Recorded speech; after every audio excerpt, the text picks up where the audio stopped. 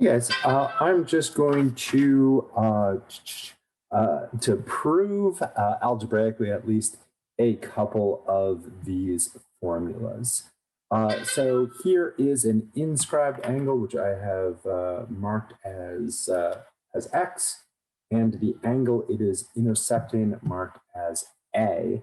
What I'm going to do is I'm going to try to relate x to a. And if I draw in this extra radius right there, then I have three congruent radii. I know that this angle, which is a central angle, will be equal to the arc it intercepts, so that will be x. Since this triangle is now isosceles, and we have our theorem which says if sides then angles, or more correctly, if two sides of one triangle are congruent, then the two angles opposite those sides are congruent. Theorem, we get that that one is x as well.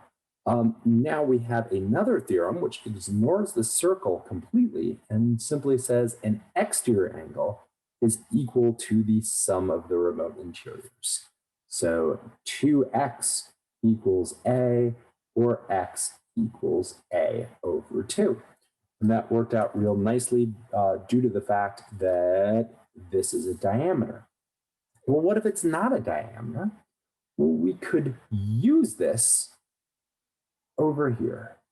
So what I'm going to do is I'm going to say that this part of the arc A, is called B, and therefore this part of the angle is B over 2. It's basically the same situation over there. This bit is C, this bit is C over 2, and so x equals B over 2 plus C over 2. That equals B plus C over 2. Well, B plus C, that is what this whole thing is. B plus C is A, so A over 2. I can do a similar one over here by drawing in this diameter. And this time I'm going to call the whole big thing B and this little bit C. So this whole big thing is B over 2. This little bit is C over 2. And x must be their difference. Again, the whole big thing is B over 2. So x should equal B over 2 minus C over 2, also known as B minus C over 2. Well, if the whole thing is B and I take away C, B minus C has to be A, equals A over 2. All right. What about if the angle is not outside the triangle, excuse me, is not on the triangle, but is in the triangle? So there's the angle in question. If this is an x, then this is an x as well. This one I could solve by putting in just one more line here.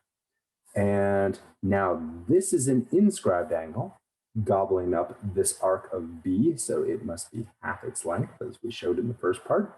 Likewise, this is an inscribed angle. It's got to be A over 2.